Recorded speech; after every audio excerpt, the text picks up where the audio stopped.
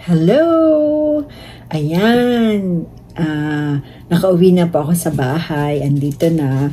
At ngayon naman, syempre, after work, kailangan mong magluto. So, kasi syempre, magluluto. Ang lulutuin ko po ngayon para bukas kasi yung asawa ko, yun yung babaunin niya for tomorrow. Kung umaga naman ba ako magluluto, gagahulin ako sa oras kasi ang pasok ko ay 7. Kaya ngayon ko na po niluluto tapos iririhit na lang niya. Yan po ang buhay Canada.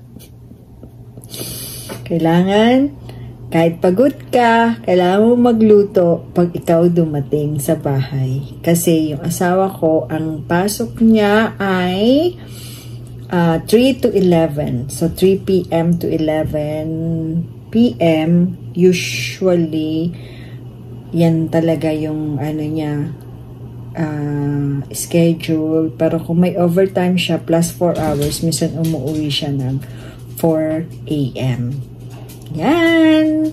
Magluluto po tayo ng pork chop. Gusto niya daw yung pork chop, pero parang steak. Ano ba yun? Yung parang ang luto ay yung may sabaw na parang beef steak. Yun. Pero pork.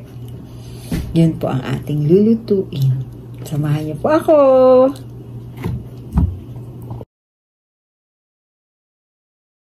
Yan. Ito na po yung ating pork chop. Nalinis ko na yan. Ano ka lang, pipit-pitin ng konti para tapos i-marinate ko, maya-maya ay aking ipiprito.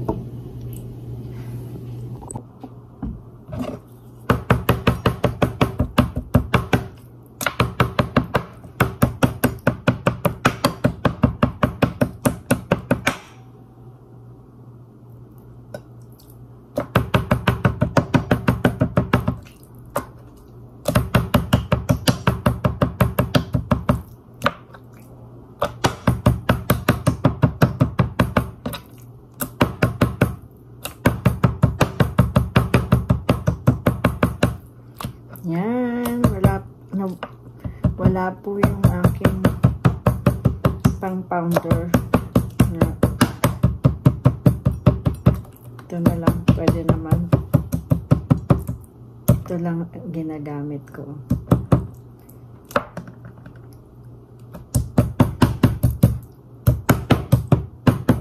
Yan. Yan. Tapos marinate.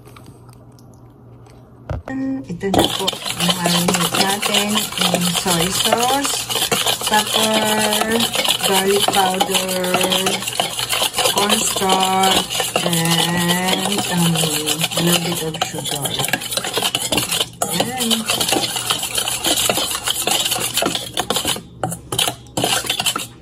Marinate lang po natin.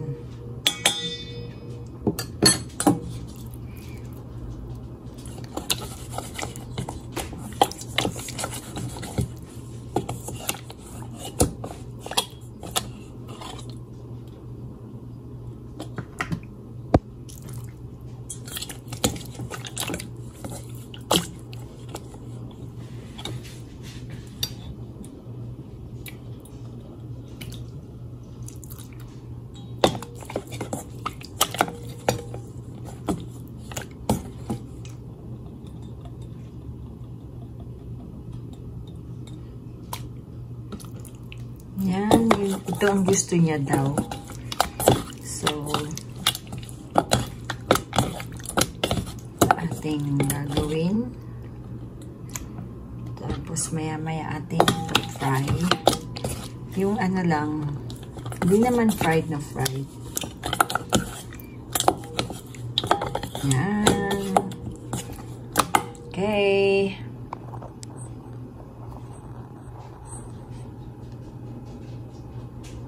Ayan, put a little bit of oil.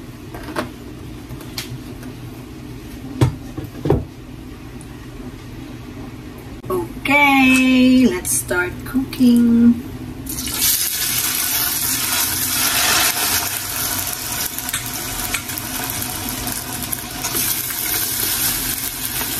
ito. 5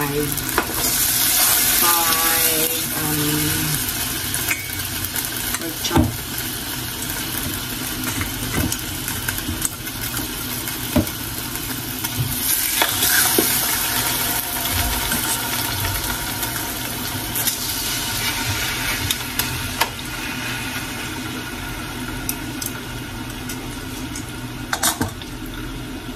Yan.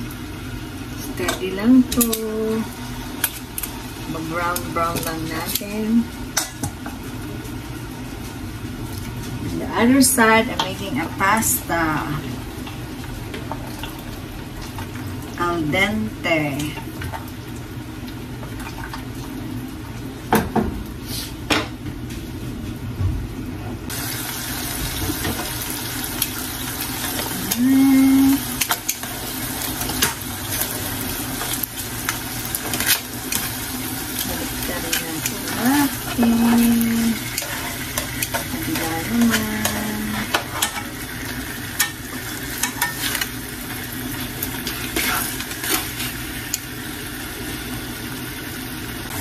Pakita ko po sa inyo the other side kung niluluto. Ayan. Ayan. Pasta. White sauce. Para sa aking anak. At siya ay tumawag. Sabi niya, Mom, can you make me a pasta please? Nasa labas po siya. Alam ko wala siyang work today. Nagpagupit yata. Kasi napakahaba ng buhok. Yan.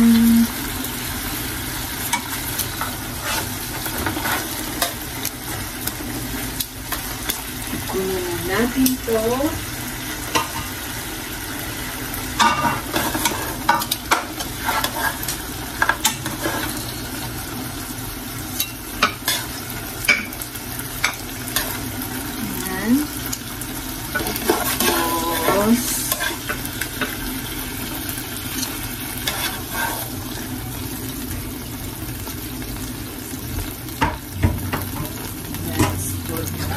Garlic.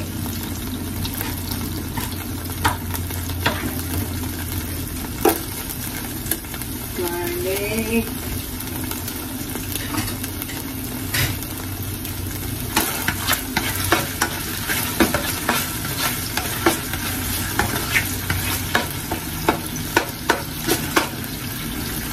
Balik din naman po natin yung onion. Maganda na yung ano ko ng onion.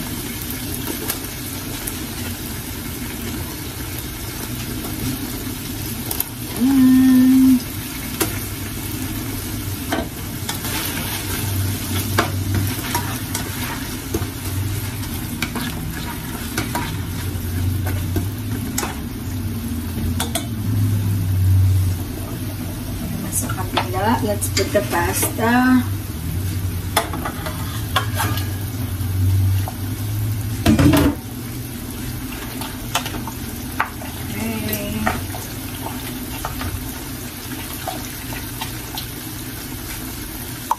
Good. Ito sa kabila. Yan. Ang pasta.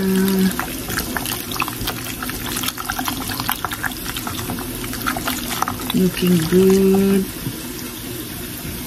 Tapos ito naman.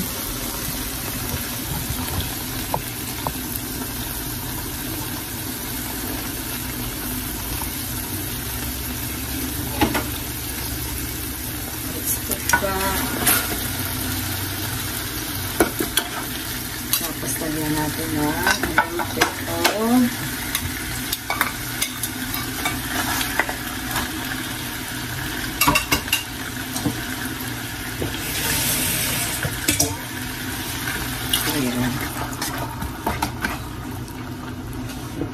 tapos i-simmer natin syempre.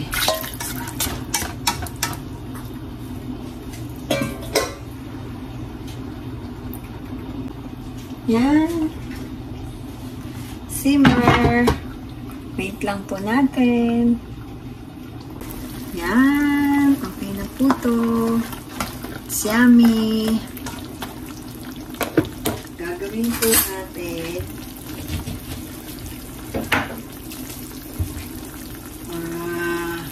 ipigaan po natin na a little bit of lemon. Yan. Yan po yan.